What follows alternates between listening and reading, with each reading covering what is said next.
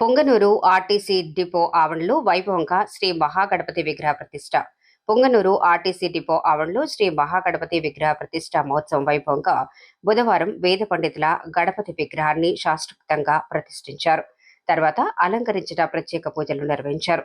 ఈ కార్యక్రమంలో depot manager Dinesh, సిబ్బంది అందరి సహాయ సహకారాలతో ఆలయాన్ని నిర్మించి విగ్రహాన్ని ప్రతిష్ఠించినట్లు ఆయన తెలిపారు. అందరికీ మంచి జరగాలని ఆది దేవుణ్ణి ప్రార్థించినట్లు వారు తెలిపారు.